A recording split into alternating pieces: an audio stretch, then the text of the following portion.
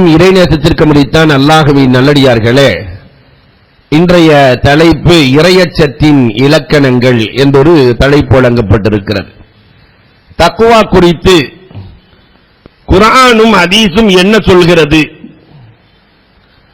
இறையச்சம் குறித்து குர்ஆனுக்குள்ளும் ஹதீஸுக்குள்ளும் நாம் நுழைந்தால் பக்கத்திற்கு பக்கம் அல்லாஹ் ரப்பல் ஆலமீன் தக்வாவை பற்றி பேசாமல் இருக்கவே இல்லை.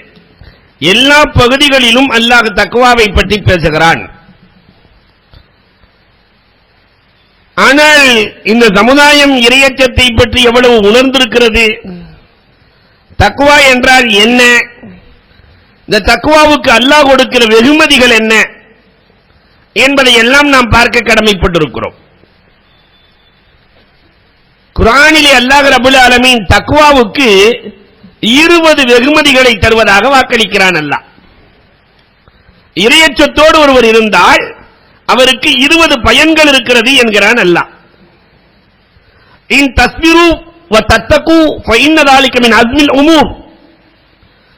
உலகத்திலே புகழ் வேண்டுமா, மரியாதை வேண்டுமா, இறையச்சத்தோடு நீங்கள் இருங்கள், நான் தருகிறேன் என்கிறான் அல்லாஹ்.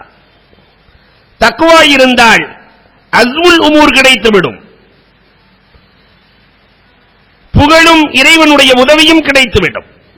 உமரே ஃபாரூக் ரலியல்லாஹு தஆலாவை பார்ப்பதற்கு ரோமிலிருந்து 2 பேர் வந்தார்களாம். உமரின் வெள்ளை மாளிகை எங்கே இருக்கிறதுன்னு கேட்கிறாங்க. மதீனாவுக்குள்ள வந்து உமர் ரலியல்லாஹுவின் வெள்ளை மாளிகை. உமர் வாழுகிற காலமெல்லாம் அதே குடிசையில் தான் வாழ்ந்தார். எல்லோரும் சொல்லுகிறார்கள், இதோ தெரிகிறதே ஒரு சாக்கு தொங்குகிறதே, வீட்டுக்கு வாசல் கூட கிடையாது. உமர் ரலியல்லாஹுவின் வீட்டுக்கு கதவு மூடுவதற்கு கதவு கூட கிடையாது. உமரின் வெள்ளை மாளிகை எங்கே? இதோ இதுதான் உமரின் வீடு. நான் ஜனாதிபதி உமரை கேட்கிறேன், இந்த நாட்டில் இருக்கிற ஏழை உமரின் வீட்டை காட்டுகிறீரே. மக்கள் சொன்னார்கள், இது ஜனாதிபதியின் வீடு தான். உலகத்தில் இப்படி ஒரு ஜனாதிபதியை உலகம் கண்டதே இல்லை. அதனால்தான் உலக வரலாற்று ஆசிரியர்கள் எல்லாம் உமரின் பக்கம் ஒரு பார்வையை எப்பொழுதும் வைத்தே இருக்கிறார்கள். கதவை தட்டுவதற்குத்தான் கதவில்லையே, சாக்கை தட்டி உமர் எங்கே இருக்கிறார் என்று கேட்க உள்ளிருந்து மனைவி சொன்னார்களாம், உமர் எப்பொழுதும் வீட்டில் உறங்குவதில்லை, பகல் நேரங்களில் பாலைவனத்திலே ஒரு மரம் இருக்கிறது, அங்குதான் உறங்கிக் கொண்டிருப்பார். வந்தவர்களுக்கு ஆச்சரியம். சென்றார்கள் பாலைவனத்திற்கு.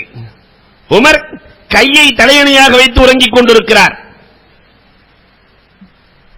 வந்தவர்கள் 2 பேர்களும் ரோமில் இருந்து வந்தவர்கள் 2 பேர்களும் எழுப்பி, ஜனாதிபதி அவர்களே, எங்க ஊர்ல எல்லாம் நிறைய படைகள் இருக்கிறது, அரசரை பாதுகாக்க, ஜனாதிபதியை பாதுகாக்க யானைப்பட பூனைப்படன்னு ஏகப்பட்ட படைகள் இருக்கிறது. ஆனால் நீங்கள் தனியாக இருக்கிறீர்களே, பயம் இல்லையா? ஒரு நாட்டின் ஜனாதிபதி தனியாக உறங்குகிறீர்களே, பயம் இல்லையா?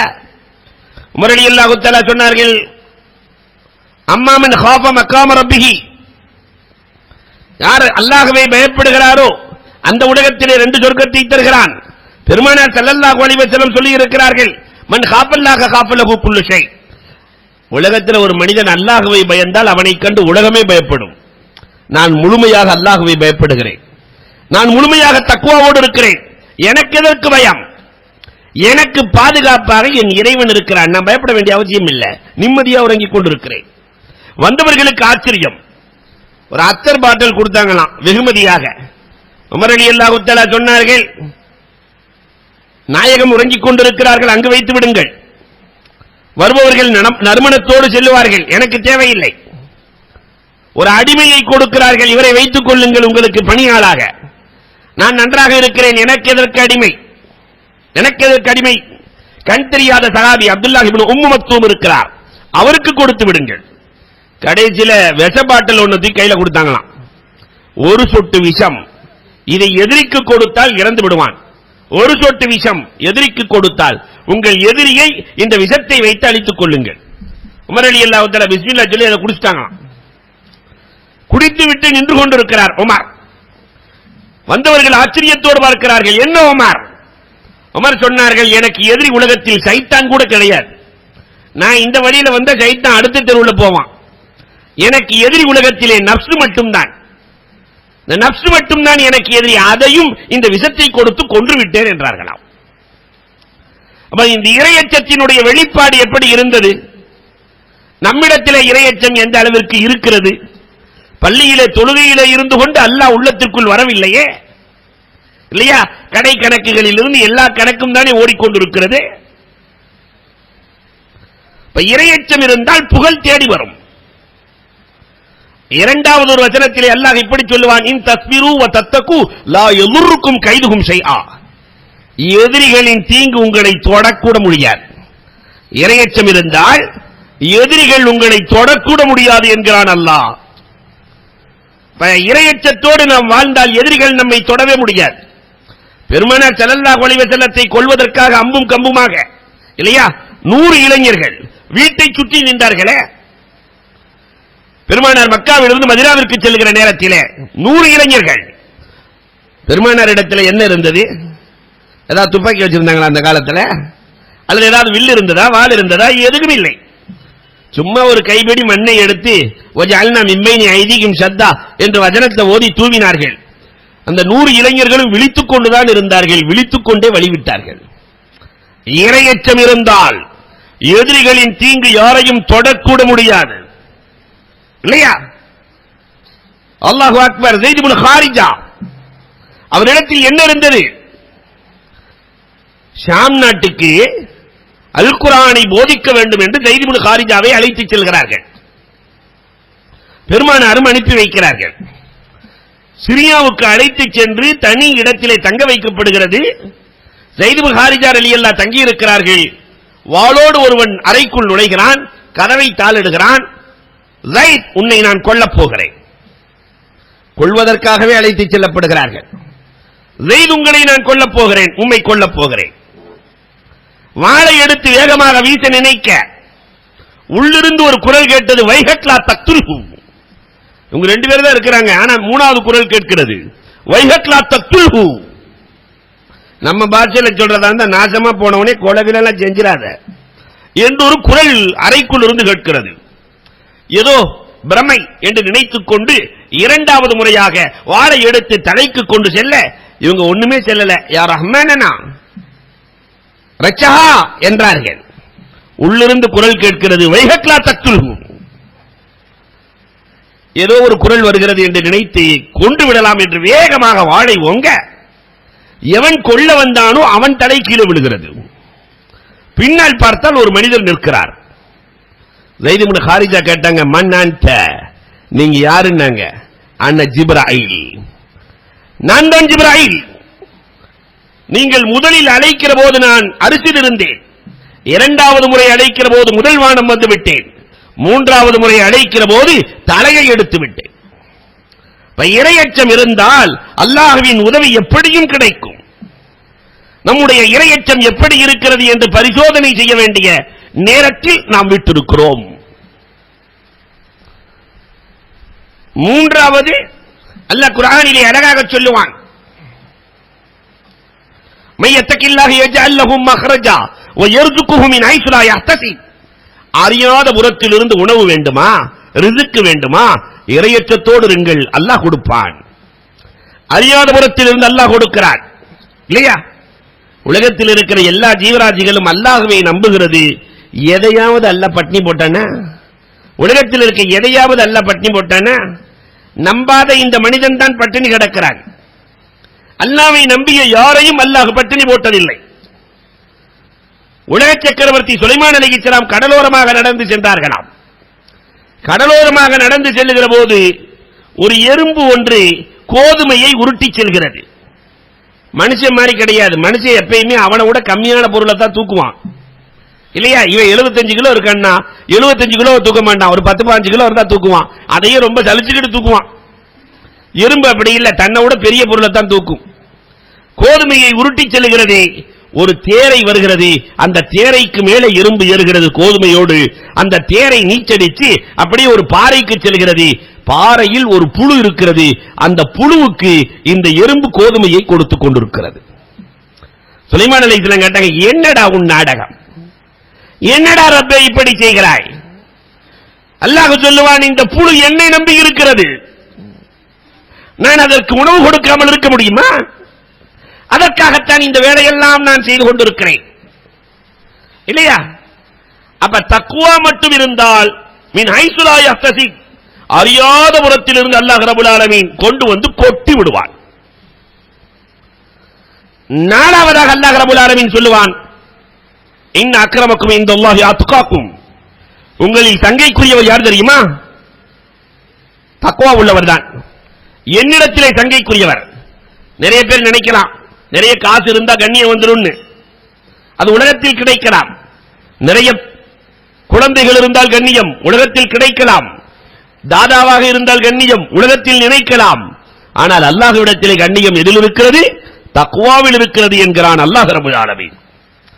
ஜாஃபர் தையார் ரலியல்லாஹு தஆலா அன்ஹு, அலி ரலியல்லாஹு தஆலாவினுடைய சகோதரர் ஜாஃபர் இப்னு அபீ தாலிப், மக்காவுல கஷ்டம் தாங்க முடியாம அபிசீனியாவுக்கு பெருமானார் ஸல்லல்லாஹு அலைஹி வஸல்லம் அனுப்பி வைக்கிறார்கள். ஒரு குழுவை 40 பேர் கொண்ட குழு செல்கிறார்கள்.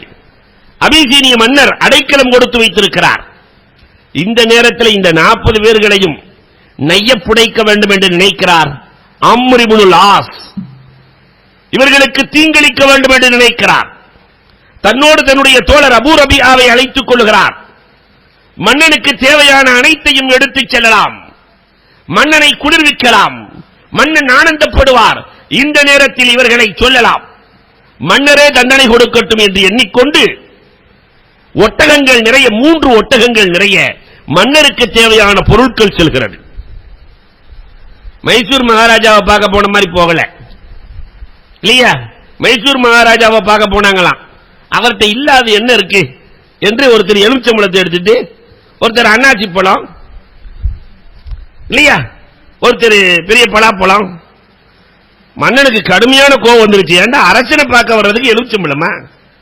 எவன் எதை எடுத்து வந்து அவன் வாயில திணிக்கிறான்ட்டான். எலுமிச்சம்பழத்தை வாயில வச்சு திணிக்கிறான். அவன் சிரிக்கிறான். இதனா எலுமிச்சம்பழத்தை வாயில வச்சு திணிக்கிறான், எனக்கு பின்னாடி அன்னாசி நிக்குது, அது நிலைமை என்ன ஆக போகுதுங்கிறத நினைக்கும் போது எனக்கு சிரிப்பு வருது. அன்னாசி பழத்தை வாயில வச்சு திணிச்சா எப்படி இருக்கும்? ஒரு பக்கம் ரத்தம் ஒழுகுது, ஒழுக ஒழுக சிரிக்கிறான். ஏண்டா சிரிக்கிற? எனக்கு பின்னாடி பலாப்பழம் நிக்குது. அதனுடைய நிலைமை என்ன ஆக போகுதோ தெரியலையே, அதை நினைச்சு நான் சிரித்துக் கொண்டிருக்கிறேன். ஆனால் அம்ர் இப்னு ஆஸ் ரலியல்லாஹு தஆலா மன்னனுக்கு தேவையான அத்தனை பொருட்களையும் கொண்டு போய் அன்பளிப்பாக கொடுத்து விட்டு மன்னனை ஆனந்தப்படுத்தி, நஜ்ஜாசி மன்னரை ஆனந்தப்படுத்தி, மன்னர் கேட்கிறார், எதற்காக வந்தீர்கள்?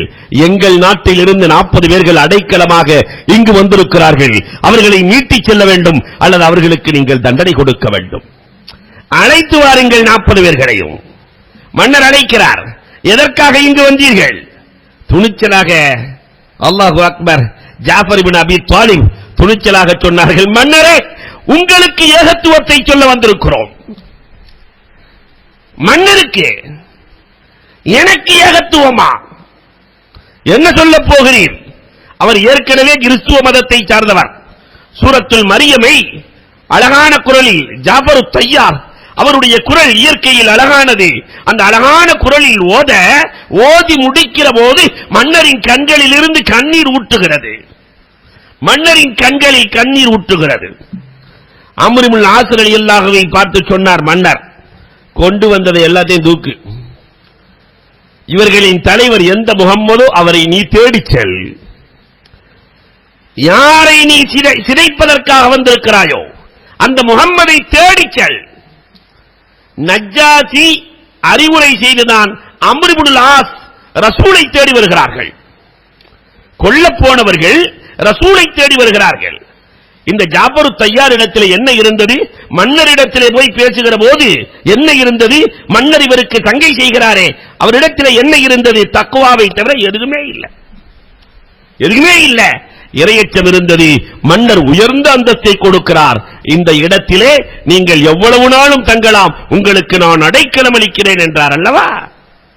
இதான் தக்வா இருந்துச்சுன்னா அல்லாஹ் கண்ணியத்தை தானா தேடி கொடுத்து விடுவான். அஞ்சாவது, இனித்தக்குல்லா யஜ்அலு லக்கும் ஃபுர்கானா.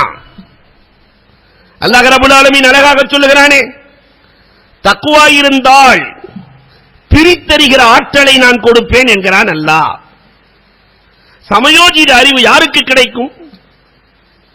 சமயோஜித அறிவை நான் யாருக்கு கொடுக்கிறேன் என்றால், யார் பிரித்தறிகிற ஆற்றல் யாருக்கு வரும் என்றால், யார் இறையச்சத்தோடு இருக்கிறார்களோ அவர்களுக்கு கொடுப்பேன். அல்லாஹு அக்பர். உபய் இப்னு கஅப் ரலியல்லாஹு இடத்தில் என்ன இருந்தது? தக்வாவை தவிர ஒண்ணுமே இல்லை. ஆனா பிரித்தறிகிற ஆற்றலை அல்லாஹ் அவ்வளவு அலாதியாக வழங்கினார் உபய் இப்னு கஅப் ரலியல்லாஹுவுக்கு. சபையெல்லாம் கூடி அமர்ந்திருக்கிறது. ஒரு பெண்மணி புர்காவோடு வந்து உமர் ரலியல்லாஹு இடத்திலே சொன்னார்களாம், எங்க வீட்டுக்காரர் ரொம்ப நல்லவர்னு. இந்த அம்மா சொல்லுது, எங்க வீட்டுக்காரர் ரொம்ப நல்லவர். உமர் ரலியல்லாஹு தஆலா அல்ஹம்துலில்லாஹ், அல்லாஹ் அவருக்கு நீண்ட ஆயுளை தரட்டும்னு ஒரு துஆ செஞ்சு அனுப்பிச்சிட்டாங்க. அடுத்து 10 நிமிஷத்துல திருப்பி வருது, உமர் ரலியல்லாஹு எங்க வீட்டுக்காரர் ரொம்ப நல்லவர் அப்படின்னுச்சு. அல்ஹம்துலில்லாஹ் தான் ஏற்கனவே நான் துஆ செய்தேன் அம்மா, பிறகு ஏன் அம்மா? அந்த அம்மா ஒன்னும் சொல்லல. திருப்பி 5 நிமிஷம் கழிச்சு எங்க வீட்டுக்காரர் ரொம்ப நல்லவர்னுச்சு. எங்க வீட்டுக்காரர் ரொம்ப நல்லவர். பக்கத்தில் இருக்க உபய் இப்னு கஅப் ரலியல்லாஹு சிரிக்க ஆரம்பிச்சாங்க. உமர் ரலியல்லாஹு தஆலா கேட்டாங்க, உபய் என்ன சிரிக்கிறீர்கள்? இல்ல அந்த அம்மா என்ன சொல்லுது தெரியுமா? உமர் ரலியல்லாஹு என்ன சொல்கிறது நீங்களே சொல்லுங்கள். உபய் இப்னு கஅப் ரலியல்லாஹு தஆலா சொன்னாங்க, வீட்டுக்காரர் ரொம்ப நல்லவர், எப்பயுமே இபாதத்துன்னே இருக்கிறாரு, வீட்டுக்கே வர்றதில்லைங்குது அந்த அம்மா. ஒரே தொழுகை ஒரே நோன்பு எல்லாம், ஆனா வீட்டுக்கே வர்றதில்லை, ரொம்ப நல்லவர். ஏமா இவர் சொல்றது சரிதானான்னு கேட்டாங்க உமர் ரலியல்லாஹு. ஆமா எங்க வீட்டுக்காரர் ரொம்ப நல்லவர்னுச்சு. ஆமா எங்க வீட்டுக்காரர் ரொம்ப நல்லவர். உமர் ரலியல்லாஹு தஆலா சொன்னார்களாம், நீங்களே தீர்ப்பு செய்யுங்கள். உபய் இப்னு கஅப் ரலியல்லாஹு தஆலா தீர்ப்பளித்தார்களாம், 4 நாளைக்கு ஒரு முறை கண்டிப்பாக வீட்டுக்கு சென்றே ஆக வேண்டும். ஒரு ஆணுக்கு 4 மனைவியை திருமணம் முடிக்க அல்லாஹ் அனுமதி அளித்திருக்கிறார். ஒரு நாள் ஒரு வீட்டிலே இருப்பதாக இருந்தால் 4வது நாள் முடிந்தவுடன் அடுத்து பழைய மனைவிக்கு, 3 மனைவி போக அடுத்து 4வது நாள் பழைய மனைவிக்கு வந்துவிட வேண்டும். அதனால 4 நாளைக்கு ஒரு முறையாவது கண்டிப்பாக வீட்டுக்கு வந்தே ஆக வேண்டும் என்று தீர்ப்பளித்தார்களாம். இந்த பிரித்தறிகிற ஆற்றலை உபய்க்கு அல்லாஹ் கொடுத்ததற்கான காரணம் அவரிடத்தில் இருந்த தக்வா. எங்கு சென்றாலும் உபை தீர்ப்பளித்தால் உபையின் தீர்ப்பை மிஞ்சுவதற்கு அகிலத்தில் ஆளே இல்லை. காரணம் அந்த தக்வா. 6வதாக அல்லாஹ் ரப்பல் ஆலமீன் இந்த தக்வாவுனால என்ன வச்சிருக்கான் தெரியுமா? இன்னல்லாஹ மஅல்லதீன தக்கவ் வல்லதீன ஹும் முஹ்ஸினூன். அல்லாஹ் நான் தக்வா உள்ளவர்களோடு தான் இருக்கிறேன் என்கிறான். நான் இறையச்சவாதிகளோடு இருக்கிறேன். அப்படி நான் இருக்கிற போது அவர்கள் உபகாரிகளாக மாறிவிடுவார்கள். அல்லாஹ் யாரோடு இருக்கிறானோ அவர்கள் உபகாரிகளாக மாறிவிடுவார்கள். உம்மு சுலைம் ரலியல்லாஹு இடத்திலே இருந்தது என்ற தக்வா மட்டும்தான். தக்வா இருந்ததால் அல்லாஹு அக்பர். நிறைய வரலாறு சொல்ல வேண்டும் உம்மு சுலைமை பொறுத்தவரை. உம்மு சுலைம் மாதிரி ஒரு உபகாரியை பார்க்கவே முடியாது. பெருமானார் ஸல்லல்லாஹு அலைஹி வஸல்லம் அவர்கள் சபையிலே அமர்ந்திருக்கிறார்கள். தோழர்கள் எல்லாம் பார்த்துக் கொண்டிருக்கிறார்கள். பெருமானார் சாப்பிட்டு 2 நாள். இதை உணர்ந்து கொண்ட உம்மு சுலைம் ரலியல்லாஹு தன்னுடைய மகன் அனஸ் ரலியல்லாஹு இடத்துல 4 ரொட்டியை கொடுத்து பெருமானாருக்கு சாப்பிட வை என்று அனுப்பிச்சு விட, அந்த சின்ன பையன் அனஸ் ரலியல்லாஹு முன்னாடி வந்து நிற்கிறார். எல்லோரும் ரசூலை பார்க்கிறார்கள், ரசூல் அனஸை பார்க்கிறார்கள். அனஸ் ரலியல்லாஹு தஆலா 4 ரொட்டி எடுத்து இப்படி காட்டினாங்களாம். நாயகமே உங்களுக்கு தான் ரொட்டி கொண்டு வந்திருக்கேன். நாயகமே உங்களுக்கு ரொட்டி. நம்ம அரசியல்வாதி மாதிரி இல்ல நாயகம், அப்படி தனியா வந்துரு நம்ம போய் சாப்பிடலாம் அப்படிங்கறதெல்லாம் இல்ல. பெருமானார் ஸல்லல்லாஹு அலைஹி வஸல்லம் அவர்கள் சொன்னார்கள், அனஸ் அனஸ் இங்க இருக்கிற எல்லோருமே பசியோடு இருக்கிறார்கள் அனஸ். அப்ப சஹாபாக்கள் எல்லாம் அனஸை திரும்பி பார்க்கறாங்க. 4 ரொட்டியோடு நிக்கிறாரு. அனஸ் உங்க அம்மாட்ட போய் சொல்லு 90 பேர்களும் உங்கள் வீட்டுக்கு வருவதாக சொல்லி, 90 பேர்களும் வருவதாக சொல். அனஸ் 4 ரொட்டியை தூக்கிட்டு ஓடுறார். அம்மா 4 ரொட்டி தான் வீட்டுல, ஆனா ரசூல் 90 பேர்களோடு வருகிறார்கள். அம்மா உம்மு சுலைம் ரலியல்லாஹு அல்லாஹ்வின் மீது அச்சமும் இறையச்சமும் தக்வாவும் எவ்வளவு இருக்க வேண்டும். பெருமானார் வந்தால் ஏதோ ஒரு அதிசயம் நடக்க போகிறது மகனே, நீ கவலைப்படாதே மகனே. வந்தார்கள் பெருமானார். உம்மு சுலைமை பார்த்து சொன்னார்கள், அம்மா அடுப்பில் இருந்து பாத்திரத்தை இறக்க வேண்டாம், கொடுத்துக்கொண்டே இரு. அந்த வீடு சின்ன வீடு, ஒரு 10 பேர் தான் உட்கார்ந்து சாப்பிட முடியும். 10 பேர் தான் சாப்பிட முடியும். 10 பேரா சாப்பிட்டாங்க. கொண்டு வந்த அந்த 4 ரொட்டி முடியவே இல்லையே, முடியவே இல்லையே. அல்லாஹ் கொடுத்துக்கொண்டே இருந்தானே. எதனால் கொடுத்தான்? தக்வா. அதனாலதானே பெருமானாரை பார்க்க அபூ தல்ஹா உம்மு சுலைம் ரலியல்லாஹு வரும்போது பெருமானார் பார்த்து சிரிக்கிறார்கள். என்ன நாயகமே எங்களை பார்த்து சிரிக்கிறீங்க? நேத்து ராத்திரி அல்லாவே உங்க குடும்பத்தை பார்த்து சிரிச்சான். விருந்தாளியை கூட்டு போயிட்டு சாப்பிடுறதுக்கு ஒண்ணும் இல்ல, அவங்க வீட்டுல இருக்கிறத வச்சுட்டு லைட் ஆஃப் பண்ணிட்டு இவங்க சாப்பிடுற மாதிரி ஆக்ஷன் பண்ணி விருந்தாளியை சாப்பிட வைத்தீர்களே, இதை பார்த்து அல்லாஹ் சிரித்து விட்டான். லஹிக் அல்லாஹ் மின் உஸ்ரத்திக்.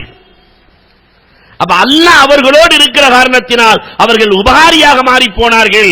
அல்லாஹ் எதனால் வந்தான் என்றால் இறையச்சம் யாருக்கு இருக்கிறதோ அவர்களோடு அல்லாஹ் இருக்கிறார். ஏழாவதாக வத்தகுல்லாஹ் வகூலு கௌலன் சதீதா யுஸ்லிஹ் லக்கும் அமாலக்கும். அல்லாஹ் ரப்பல் ஆலமீன் சொல்கிறானே, இறையச்சம் வந்துருச்சுன்னா கௌலை சதீது வந்துரும், சரியாக பேசத் தொடங்கி விடுவார். அல்லாஹ் நாவிலே நல்லதை மட்டும் பேச வைப்பான். யாருக்கு தக்வா வந்துருச்சோ அவங்க வாயில அல்லாஹ் நல்லதை மட்டுமே பேச வைப்பான். கூலு கௌலன் சதீதா. அஹ்மத் இப்னு ஹம்பல் இடத்திலே என்ன இருந்தது? இறையச்சம் தானே இருந்தது. அஹ்மத் இப்னு ஹம்பல், குர்ஆன் மஹ்லூக்கா கைர மஹ்லூக்கா? குர்ஆன் படைக்கப்பட்டதா படைக்கப்படாததா? மன்னர் குர்ஆன் படைக்கப்பட்டதுன்னு சொல்லு, இல்லைன்னா சிறையில போடுவேன். ஆனால் மன்னருக்காக வளைந்து கொடுக்கவில்லையே, காசுக்காக வளைந்து கொடுக்கவில்லையே, தன்னுடைய செருப்புக்கு கீழே திருகங்களை கொண்டு வந்து நிரப்பினார்களாம். அஹ்மத் இப்னு ஹம்பல் ரஹ்மத்துல்லாஹ் செருப்புல திருகங்களை நிரப்பினார்கள். குர்ஆன் படைக்கப்பட்டது என்று சொல்ல வேண்டும், ஒரு காலமும் சொல்லவில்லையே. அந்த அஹ்மத் இப்னு ஹம்பல் இடத்தில் இருந்தது என்ன? இந்த இறையச்சத்தை தவிர வேறு எதுவும் இல்லை. அல்லாஹு அக்பர். எட்டாவதாக அல்லாஹ் ரப்பல் ஆலமீன் சொல்லுவான், யா அய்யுஹல்லதீன ஆமனூ வகானூ யத்தகூன் லஹுமுல் புஷ்ரா ஃபில் ஹயாத்தித் துன்யா வ ஃபில் ஆகிரா. தக்வா மட்டும் இருந்துச்சுன்னா இந்த உலகத்திலும் சுப செய்தி, மறு உலகத்திலும் சுப செய்தி. இறையச்சத்திற்கு இறைவன் கொடுக்கிற பரிசு இந்த உலகத்திலும் சுப செய்தி, மறு உலகத்திலும் சுப செய்தி. காலித் இப்னு வலீத் பெருமானார் சொன்னார்களே, காலித் இந்த உலகத்திலும் இறைவன் உன்னை கண்ணியமாக வைத்திருப்பான், மறு உலகத்திலே காலித் நீ என் கொடியை வாங்கிக் கொண்டு முன்னால் சென்று கொண்டிருப்பாய். இந்த உலகத்திலேயும் கண்ணியம், மறு உலகத்திலேயும் கண்ணியம். காலிதுக்கு அப்படி என்ன இருந்துச்சு? இறையச்சத்தை தவிர வேறு எதுவுமே இல்லை. போர்க்களம் நடந்து கொண்டிருக்கிறது, உக்கிரமமாக போர் நடக்கிறது. போர்ப்படை தளபதி காலித் இப்னு வலீத். காலித் போருக்கு சென்றாலே வெற்றி நிச்சயம். காரணம், பெருமானாரின் முடியை உள்ளே வைத்து வெற்றி வாகை சூடியவர் காலித். போர் நடக்கும் போதே உமர் ரலியல்லாஹு செய்தி அனுப்புகிறார்கள், காலித் போர் நடந்துகிட்டு இருக்கு உக்கிரமமாக, உன்னை தலைமை பதவியிலிருந்து இறக்கிவிட்டேன். இந்த நொடியிலிருந்து தலைவர் அபு உபைதத் இப்னுல் ஜர்ராஹ். நமக்கெல்லாம் இப்படி நடந்தா என்ன நடக்கும்? அன்பிற்குரியவர்களை யோசிக்க கடமைப்பட்டிருக்கிறோம் இல்லையா? என்ன நடக்கும்? போர் நடந்து கொண்டிருக்கிற போதே தலைமையிலிருந்து இறக்குகிறார்கள். அபு உபைதா தான் தலைவராக இருப்பார். ஒன்னு கூட பேசல, அல்ஹம்துலில்லாஹ் என்ற வார்த்தையை தவிர உமர் எந்த வார்த்தையும் பயன்படுத்தவில்லை. போரெல்லாம் முடிகிறது, உமர் ரலியல்லாஹுவை சந்திக்கிறார்கள். உமரே, படை நடக்கிற போது பதவியிலிருந்து என்னை இறக்குவதற்கு என்ன காரணம்? உமர் ரலியல்லாஹு தஆலா ஒற்றை வரியில் சொன்னார்கள். எல்லா மக்களும் பேசிக் கொண்டிருக்கிறார்கள், காலித் இப்னு வலீத் போனால் வெற்றி, காலித் இப்னு வலீத் போனால் வெற்றி என்று எல்லோரும் பேசுகிறார்கள். வெற்றி தோல்வியை அல்லாஹ் தீர்மானிக்கிறான் என்று சமூகத்திற்கு காட்டுவதற்காகத்தான் இதை செய்தேன் சொன்னார்கள். உமர் ரலியல்லாஹு தஆலா தன் தோழர்களை பார்த்து சொல்லுகிறார்கள், இந்த காலிதினுடைய தக்வா, இந்த காலிதினுடைய இறையச்சம் படை நடத்துகிற போது கூட குறையவில்லை என்றார்கள். உமரே ஃபாரூக் ரலியல்லாஹு தஆலா அந்த அச்சம் இருக்கிற காரணத்தினால் தான் அதே இடத்திலே பதவியை கொடுத்து விட்டு இறங்கினார். சாதாரண ஒரு சிப்பாயாக போர் செய்தார். அப்ப இந்த தன்மையில நமக்கு வருமா? நல்லா இருக்கும் போதே போஸ்ட குடியா வேற ஆளுக்கு கொடுக்கணும்னா முடிஞ்சு போச்சு கதை. அதுல இருந்து அவர் எதிரியாயிருவார். ஆனா உமரே ஃபாரூக் ரலியல்லாஹு தஆலா சொன்ன போதும் கூட இந்த தக்வா அவரை எப்படி காப்பாற்றியது? இந்த உலகத்திலும் அவருக்கு வெற்றி, மறு உலகத்திலும் வெற்றி. ஒன்பதாவதாக அல்லாஹ் ரப்பல் ஆலமீன் சொல்லுவான், வத்தகுல்லாஹ யுஅல்லிமுக்குமுல்லாஹ். தக்வா இருந்தா கல்வி ஞானத்தை நான் கொண்டு வந்து கொட்டுகிறேன் என்கிறான் அல்லாஹ். தக்வா உள்ளவர்களுக்கு நான் கல்வி ஞானத்தை கொடுக்கிறேன். கல்விங்கிறது அல்லாஹ்வுக்கு சொந்தமானது. நாம நிறைய பேர் நினைச்சுக்கிட்டு இருக்கிறோம் இங்க படித்து கொடுக்கறதெல்லாம் கல்வி, இதெல்லாம் கலைகள். கல்வி என்பது புத்தகத்தை வாங்கி கொடுக்கலாம். புத்திய எங்கேயாவது 4 கிலோ புத்தி சூப்பர் மார்க்கெட்ல வாங்கிட்டு வர முடியுமா? 4 கிலோ புத்திய கொடுங்கன்னு சொல்லி யாராவது வாங்கிட்டு வர முடியுமா? அல்லாஹ் தான் கொடுக்கிறான். யாருக்கு கொடுக்கிறான்? அல்லாஹு அக்பர். இமாம் புகாரி ரஹ்மத்துல்லாஹி தஆலா அலைஹி, இமாம் புகாரி 100 பேர் சேர்ந்தாங்க இமாம் புகாரிட்ட. இமாம் புகாரி இமாம் இடத்தில் இருந்தது இறையச்சம் எவ்வளவு இருந்தது தெரியுமா? அல்லாஹு அக்பர். ஒரு ஹதீஸை எழுதுவதற்கு 2 ரக்காத்து தொழுதுவிட்டு இமாம் புகாரி ரஹ்மத்துல்லாஹி தஆலா ஹதீஸை எழுதுவார்களாம். அந்த இறையச்சத்தோடு இருந்ததால் 100 பேர் சேர்ந்து ஆளுக்கு 10 ஹதீஸ் வச்சுக்கிட்டாங்க. எல்லாத்தையும் மாத்தி மாத்தி போட்டாங்க. ஹதீஸ்களை எல்லாம் மாத்தி மாத்தி போட்டு 100 பேர் சொன்னாங்க, நாங்கள் சொல்லுகிற ஹதீஸ் சரிதானான்னு. எல்லாத்த ஹதீஸை அப்படியே கேட்டுட்டு 100 பேர் ஒவ்வொருத்தரும் 10 ஹதீஸ், 100 பேர் 1000 ஹதீஸ் எல்லாத்தையும் கேட்டுட்டு புகாரி ரஹ்மத்துல்லாஹ் ஒவ்வொருத்தரா கூப்பிட்டாராம். நீ ஹதீஸ் இப்படி மாத்தி சொன்ன, அந்த ஹதீஸ் உண்மையான ஹதீஸ் இப்படித்தான் சொன்னாங்களாம். நீ மாற்றி மாற்றி சொன்னாய், உண்மையான ஹதீஸ் இப்படித்தான். அப்ப இமாம் புகாரிக்கு இந்த கல்வி ஞானத்தை கொடுத்தவன் யார்? அல்லாஹ் ரப்பல் ஆலமீன் தானே கொடுத்திருக்கிறான். அன்புக்குரியவர்களே, இந்த கல்வி ஞானம் தக்வாவால் வருகிறது. ஆனா இன்னைக்கு தக்வாண்டா என்னன்னே நமக்கு தெரியல. தக்வா எதனால் கிடைக்கும் அதையும் நான் உங்களிடத்திலே சொல்லுவேன். எதனால் தக்வா கிடைக்கும்? 11வது அல்லாஹ் ரப்பல் ஆலமீன் சொல்லுவான், இன் தஸ்லிஹு வ தத்தகு ஃபைனல்லாஹ கான கஃபூரர் ரஹீமா. இறையச்சத்தோடு நீங்கள் இருப்பீர்களேயானால் அல்லாஹ் உங்களிடத்திலே கஃபூராக ரஹீமாக இருப்பான். நீங்க மனசுக்குள்ள அல்லாஹ்வை வச்சீங்கன்னா, இறையச்சத்தோடு இருந்தா அல்லாஹ் உங்களை மன்னிப்பான், அல்லாஹ் ரஹீமாக இருப்பான். இல்லையா? நாம செய்யறதெல்லாம் லுக்மான் அலைஹிஸ்ஸலாம் முதலாளிகிட்ட நடந்த மாதிரி தான். லுக்மான் அலைஹிஸ்ஸலாம் முதலாளி தொழுகவே மாட்டான், எதுவுமே செய்ய மாட்டான். எங்க தொழுதுங்க,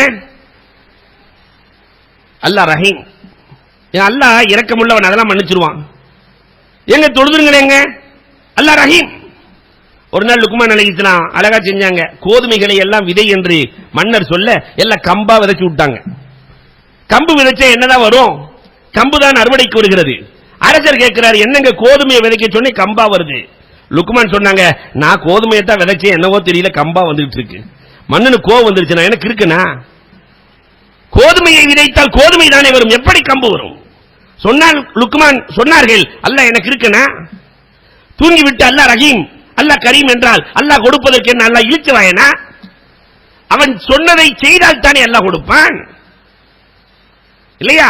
அப்ப அல்லாஹ்வை கஃபூராகவும் ரஹீமாகவும் பெற்றுக்கொள்ள வேண்டுமானால் அன்புக்குரியவர்களே தக்வா இருக்க வேண்டும். 12வது அல்லாஹ் சொல்லுகிறான், அல்லாஹு அக்பர், மையத்தகில்லாஹ் யஜஅலு லஹு மின் அம்ரிஹி யுஸ்ரா. யார் தக்வாவோடு இருக்கிறாரோ அவருடைய விஷயங்களை அல்லாஹ் லேசாக்கி விடுகிறார். எந்த விஷயத்துக்கு போனாலும் தக்வாதாரி போன உடனே நடக்கும். விஷயங்களை அல்லாஹ் லேசாக்கி விடுகிறார். 13வது இன்னல்லாஹ யுஹிப்புல் முத்தகீன், அல்லாஹ் முத்தகீன்களையே பிரியப்படுகிறான். அல்லாஹ் குர்ஆன்ல 14வது ஒரு இடத்துல சொல்றான், வத்தகுல்லாஹ லஅல்லக்கும் துஃப்லிஹூன், நீங்கள் சென்ற காரியத்தில் எல்லாம் வெற்றி வேண்டுமா, தக்வாவோடு இருங்கள், உங்களுக்கு நான் வெற்றியை வழங்கிக் கொண்டே இருக்கிறேன் என்கிறான் அல்லாஹ் ரப்பல் ஆலமீன். நீங்கள் செய்கிற அமல்கள் ஏற்றுக்கொள்ளப்பட வேண்டுமா? 15வது அல்லாஹ் சொல்கிறான், இன்னமா யதகப்பலுல்லாஹு மினல் முத்தகீன், முத்தகீன்களிடத்திலிருந்தே அல்லாஹ் ரப்பல் ஆலமீன் அமல்களை ஏற்றுக்கொள்கிறான். தக்வா இல்லைண்டா இந்த அமலுக்கு எந்த வேலையுமே இல்லை. அல்லாஹ் என்னமோ அழகாக சொல்கிறான். 16வது அல்லாஹ் சொல்கிற போது சொல்கிறான், அல்லாஹு அக்பர், இன்னல் முத்தகீன ஃபீ ஜன்னாத்தின் வ உயூன், நாளை சொர்க்கத்தில் யார் இருப்பார்கள்? முத்தகீன்கள் மட்டுமே இருப்பார்கள். இன்னலில் முத்தகீன மஃபாஸா, முத்தகீன்களுக்கு எல்லா இடத்திலும் பாஸ் என்கிறான். இந்த பாஸ்ங்கிற வார்த்தை இருக்கா இல்லையா தமிழ்ல? இல்லையா? மஃபாஸ் அரபியிலிருந்து வந்த வார்த்தை. சென்றதில் எல்லாம் யாருக்கு வெற்றி இருக்கிறது என்றால் தக்வா உள்ளவர்களுக்கு இருக்கிறது. 18வது அல்லாஹ் அழகா சொல்லுவான், அல் அஹில்லாஉ யௌமஇதின் பாதுஹும் லிபாதின் அது, நாளை மறுமையில இங்கே இருக்கிற நண்பர்கள் கூட எதிரிகளாக மாறிவிடுவார்கள். இல்லல் முத்தகீன், ஆனால் தக்வாவோடு இருந்தவர்கள் மறுமையிலும் நண்பர்களாகவே இருப்பார்கள், மறுமையிலும் நண்பர்களாகவே இருப்பார்கள்.